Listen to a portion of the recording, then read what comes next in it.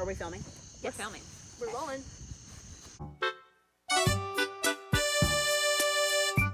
Hi everyone! Thanks for coming back to another video on Read Between the Grinds. Today we are very excited because we are reading Atmosphere by Taylor Jenkins Reid, her new book. We are all huge fans of Taylor Jenkins Reid, so we decided to do kind of like a buddy read, all read it at the same time, film our reactions as we read, and then come back together and talk about our feelings overall. So you'll see us again at the end to talk about our feelings, but let's cut to before we read this book.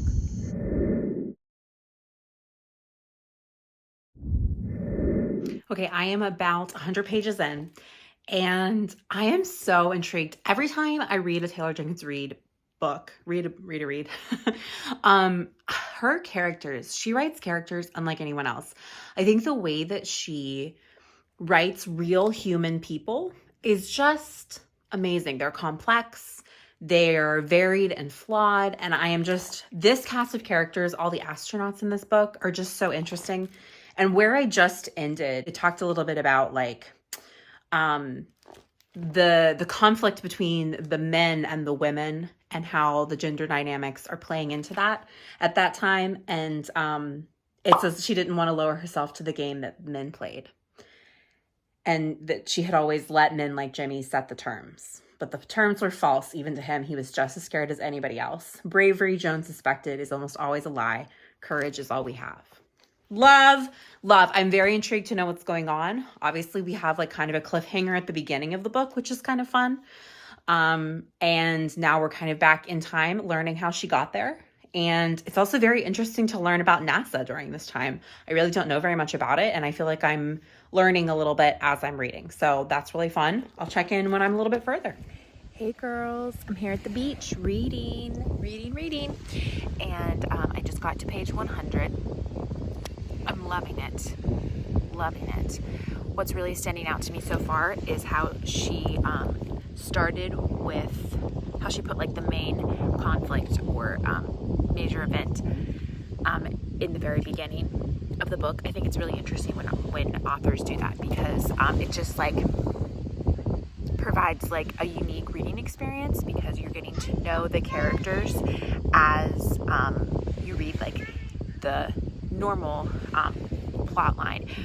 And then, you know, when she intersperses those moments from the incident, then, you know, you're hit even harder with the reality of the situation as you get to know the characters and you become closer to them. So that's really fun to find a book that's written in that way. I think it's really hard to do well, but it's Taylor Jenkins Reid, so it's done very well. Hi everybody, I am 100 pages into Atmosphere and it's time for an update. Okay, Taylor Jenkins Reid, here we go.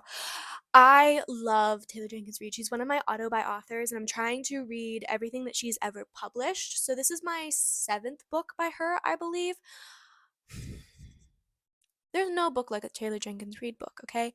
She has so much talent and she started off strong. I ran and grabbed my tabs to annotate as well as pens to underline things while reading the author's note. I didn't even make it to page 1, and I have to read this for you because it just perfectly showcases her incredible writing skills. So she's talking about how she loves to look up at the stars with her daughter, and she says, "Something about that always seems to cure whatever ails me when my daughter and I walk out into the night. I know some of it is simply the joy of spending time with her and perhaps the thrill of new knowledge, but I think it is also the relief I feel that those stars are immovable. Nothing you or I could do will ever alter them. They are so much bigger than us, and they will not change within our lifetime. We can succeed or fail, get it right or get it wrong, love and lose the ones we love, and still the summer triangle will point south. And in that way, I know everything will be some type of okay, as impossible as that can seem sometimes." There's no words. I'm so happy to be back in one of her books, and I'm really loving Atmosphere. I haven't ever read a book about space or with space in it. I'm learning so much and having a good time doing it. So there's 2 timelines. There's the current timeline where there's this horrible tragic accident that happened on a space mission, and then there's the past timeline where our main character Joan is going to NASA to become an astronaut. So you're flipping back and forth between the two, and I can't put it down. Okay, I don't know which timeline I like more, which is rare because I feel like in dual timeline books, you always favor one over the other, but I'm enjoying both of them. Okay, I think that's all I had to say. Well, I mean, I could talk for hours, but I think those are the main talking points I wanted to hit. So I'll be back. I'll be back with an update in another 100 pages. All right. Okay, I am now about 200 pages in. I just read the part where Barbara is being absolutely the worst, and Joan ends up taking Frances for the weekend, but then Barbara doesn't make it to pick her up at school, and they have that fight. And I'm trying to understand Barbara, right? I'm trying to like put myself in her shoes in this time period in history. Obviously, being a woman at that time, or at really any time, is different than it is now. Still not great, one could say. But wow, that was infuriating. And I feel bad for Vanessa that she is kind of pushed to the side in these kinds of situations. However, she's so understanding, and I love that she's like, no, Frances comes first. This is fantastic. I'm loving it. Honestly, it's just the characters, right? Like, I feel like Joan is such an interesting character to follow because, you know, she's not as strong as some of the other people in her life, for sure, Barbara and Vanessa, who are strong in different ways. Strong personalities in very different ways.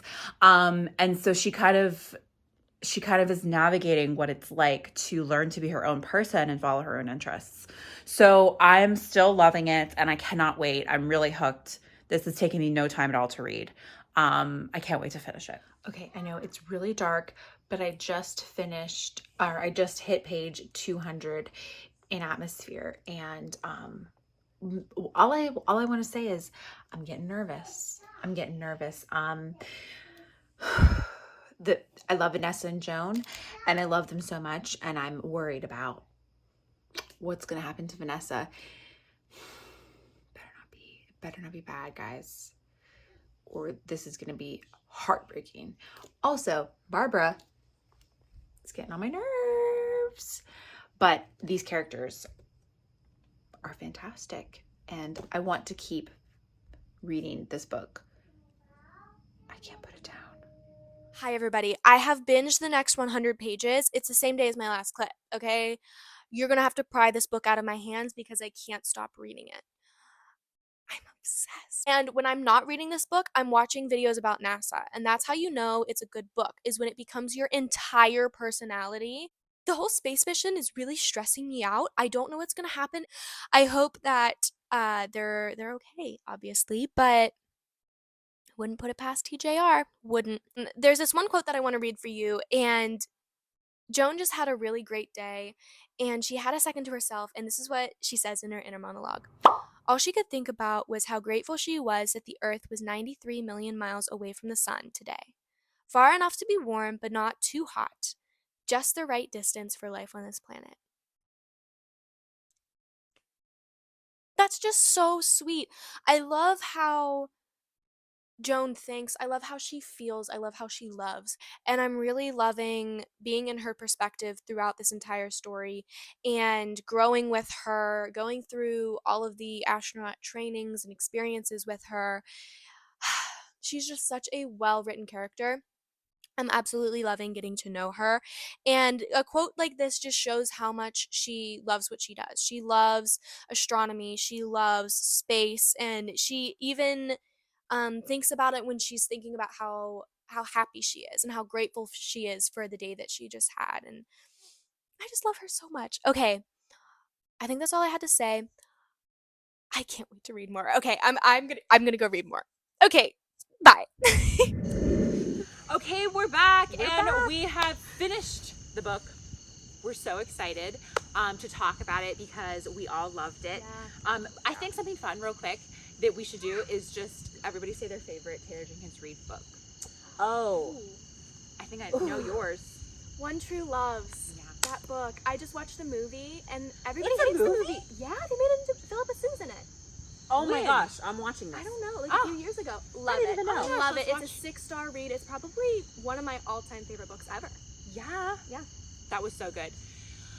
Okay, my favorite is, oh my gosh, it's really a toss-up. I loved Malibu Rising, though. I don't know why. Yeah, it was good. It was just like a really good story, and like you know what though? This is it. Really? I think the Atmosphere is now my Really? new favorite one. Yeah. It's so good. But I mean, they're all so good. I was gonna say Evelyn Hugo, and it is. I mean, I think it is, but I have so much love for Daisy Jones as well. I think Evelyn Hugo is objectively a better book, but Daisy Jones in the 70s and 80s rock is like my favorite time ever. I think the show adaptation was so amazing. Yeah. So my heart says Daisy Jones in the 6, but also Evelyn Hugo. Yeah. Love that book.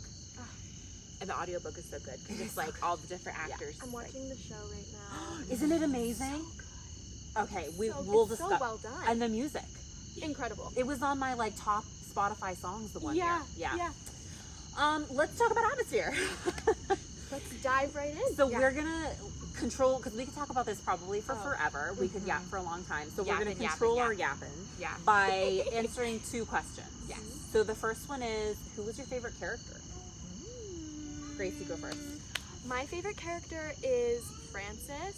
I think that she was so well written. Usually I don't like when a kid is in a book. I feel like they're either way too childish or way too old and like giving all of this advice for no reason in the book. But I feel like Frances was so well written in this that I really enjoyed her character.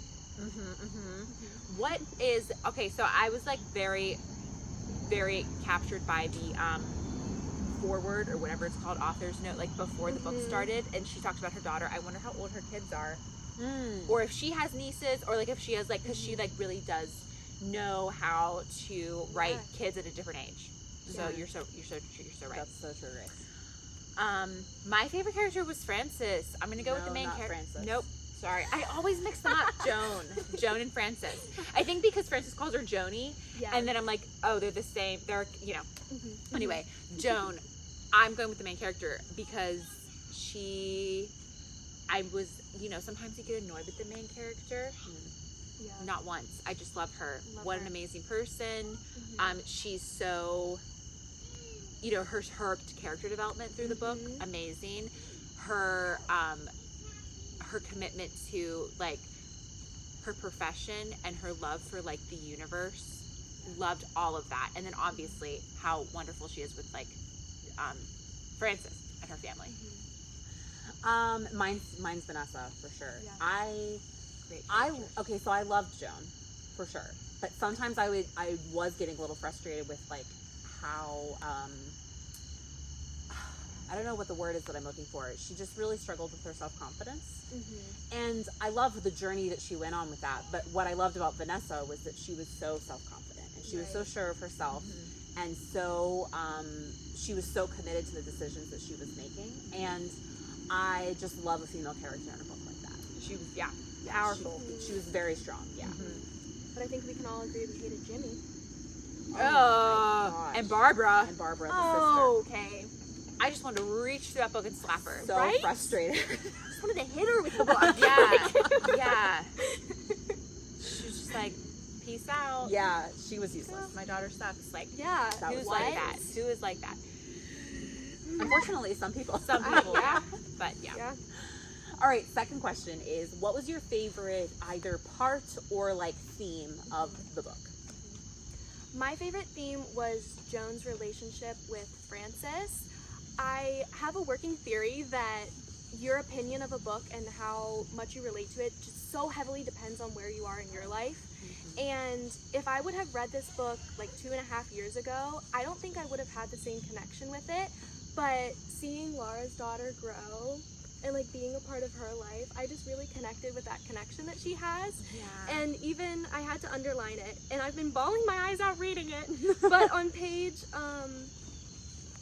30, she says she's watching Frances, and she says she could not envision a good week where she did not at least once get to brush her thumb against Frances's soft, dewy cheeks, to tickle Frances's chin and hear that laugh was to need it forever.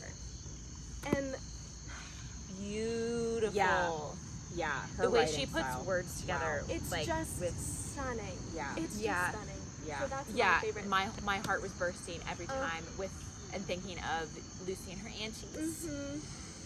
That's my favorite aspect. Yeah. Oh my gosh. Mine's very similar, because it has to do like with the same with Frances, but also in general, I just think like in different parts throughout the book, through Joan's perspective, she like touches on like the passing of time and like what it means to be part of like the universe and like what our lives mean. Yeah. Speaking of our, do you hear that? Her laugh.